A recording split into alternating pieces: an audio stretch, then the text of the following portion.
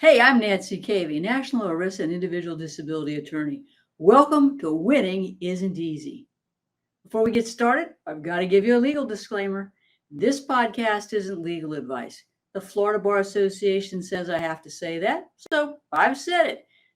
But nothing will ever prevent me from giving you an easy to understand overview of the disability insurance world, the games the carriers play, and what you need to know to get the disability benefits you deserve. So off we go. Now, I've done carrier-specific episodes about every major disability carrier you'll find in the United States. That being said, disability carriers are always operating with the mindset of making a profit and not providing you with the disability benefits you deserve. Today, I'm going to cover more UNUM-specific cases, though if you're insured with another carrier, I think you're still going to find useful information here. I'm going to talk about how disability carriers like UNUM can't add eligibility requirements after the fact. Does UNUM and Paul Revere Life use quotas in denying claims? And I'll tell you the story of how one court upholds the denial of an immunocompromised UNUM policyholder and lessons you can learn. First, let's take a quick break.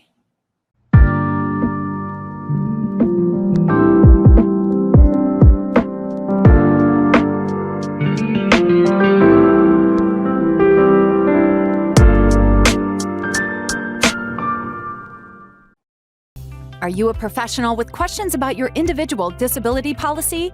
You need the Disability Insurance Claim Survival Guide for Professionals. This book gives you a comprehensive understanding of your disability policy, with tips and to-dos regarding your disability application that will assist you in submitting a winning disability application. This is one you won't want to miss. For the next 24 hours, we are giving away free copies of the Disability Insurance Claim Survival Guide for Professionals. Order yours today at disabilityclaimsforprofessionals.com. Welcome back to Winning Isn't Easy. One court upholds the disability denial of an immunocompromised UNUM policyholder. Let me tell you this interesting story. We know that the risk of infections is an issue with immunocompromised policyholders, and it has to be well developed in the medical records, employment records, and vocational records. The failure to do so can result in a claims denial, even in the world of COVID and the world of long-haul COVID sufferers. Let me tell you the story of Miss Marselle, who was a consultant for Humana. Her occupation required computer work with periodic contact with others. She had multiple health issues, including immunodeficiency. After a period of time working at home with a decreased caseload, she stopped working and she applied for her disability benefits through UNUM. Now, UNUM denied her claim, rejected her appeal, and we all end up in federal court. This is the case of Marselle versus UNUM, and it's a case out of Kentucky. One of the problems that we start with in any ERISA disability case is the question of what the standard of review is. This is nothing that we're taught in law school, and a lot of lawyers don't understand the standard of review.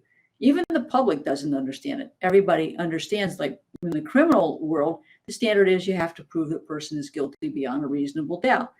But ERISA's got its own unique standard of review. And one of the forms of the standard of review is called arbitrary and capricious standard of review, as opposed to a de novo standard of review. Now, under a de novo standard of review, the judge isn't bound by the carrier's wrongful denial or termination. They get to substitute their own judgment based on a review of the records for that of the disability insurance carrier, but not so in the arbitrary and capricious standard of review. It's a golden handcuff on a judge. Under this standard of review, the court will focus on whether the ultimate decision was arbitrary and capricious. Now, of course, I think most denials are arbitrary and capricious, but that's a literal understanding of the terms arbitrary and capricious. Us lawyers, unfortunately, and the courts, unfortunately, have created this standard of review that doesn't exist in the ERISA statute. And what courts will say is, look, we're going to uphold this decision, even if we disagree with it, if it's the result of a deliberate, principled reasoning process and is supported by substantial evidence. Even if the record is sufficient to support a finding of disability, the insurance denial is neither arbitrary or capricious so long as there is a reasonable explanation for the administrator's decision. Now, what is a reasonable explanation? Disability carriers use what I call liar for hire peer review doctors who make a lot of money for the purposes of helping the disability carrier deny the claim. Are they really doing a fair and objective analysis of the medical records? Heck no, if they did, they wouldn't be hired to render an opinion in the next case. In this particular case, UNUM determined that Marselle was able to perform the duties of her occupation based on these liar for hire peer reviews of her medical records. The evaluation was done by 3 different providers. And obviously, UNUM is creating a basis for their argument that there's a reasonable explanation. Okay? So Marselle, of course, like any disability policy holder or plan beneficiary, is going to attack the disability carrier's reliance on its use of peer review providers. In this case, she attacked the use of UNUM's own employees or contract workers in reviewing and determining her entitlement to benefit. All 3 of these liar for hires were UNUM employees or contractors. And as a result, they gave opinions that were favorable to UNUM. You wouldn't expect anything less, would you? Now, each was qualified by virtue of their training and experience to review the medical records. One was a nurse, one was a family provider, and the third was an internist. Marselle argued, look, these reviewers, even though they may be qualified, ignored medical opinions provided by her doctors. And the court notes that there's no treating physician rule in an ERISA case. That means that the plan administrators or carriers are not required to give any special weight to the opinions of a treating provider. But they can't arbitrarily refuse to credit reliable evidence. When a disability carrier's peer review providers come to a contrary conclusions, the disability carrier, gets to pick who they want to believe. Now, in this case, UNUM providers acknowledged that while she had an increased risk of infections, they opined that the risk couldn't translate into an impairing frequency or duration of infections based on a review of the medical records, which is gobbledygook for basically justifying their opinion. The records did document the rate and severity of the infections, and certainly it had improved, but that was because of her limited environment.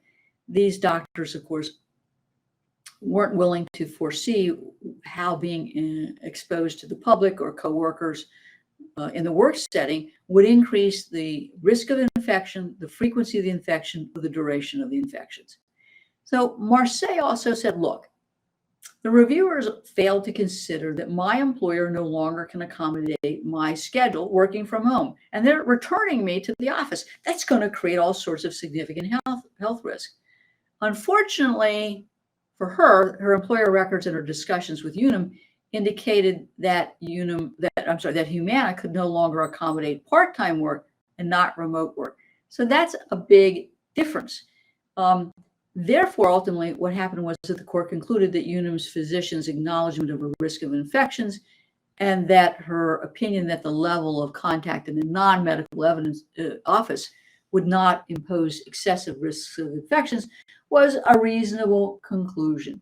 Now, as a result, the court upheld the denial. But I think there are a number of lessons that should be learned in these immunocompromised cases, post-COVID cases, cancer cases, and those lessons are this. You should be really documenting the frequency, nature, and duration of infections, not only in your medical records, but in your statement to the disability carrier. 2, the risk of infections in the workplace should be addressed in greater detail by the treating physicians with supporting medical literature. 3, the extent and nature of employer-provided accommodations should be explained, and any appeal letter should contain the opinion of an experienced vocational expert to explain from a vocational standpoint the impact of risk of infection in the workplace and the capacity or capability of an employer to provide accommodations. The policy of the plan beneficiary has the burden to prove they're unable to perform their duties of their regular occupation, both from a medical and a vocational standpoint. And if you're at the any occupation stage, you still have the burden to prove that you can't do any other occupation by virtue of your experience, training, or experience in view of whatever the risk of infection is, the rate of infection, the duration of infection. Got it? You've got the burden of proof. I hope you've enjoyed this week's episode of Winning Isn't Easy. If you enjoyed this episode, please like our page, leave a review, and share it with your friends and family. Please subscribe to this podcast. That way you'll be notified every time a new episode comes out. I hope you tune in to the next week's episode of Winning Isn't Easy. Thanks.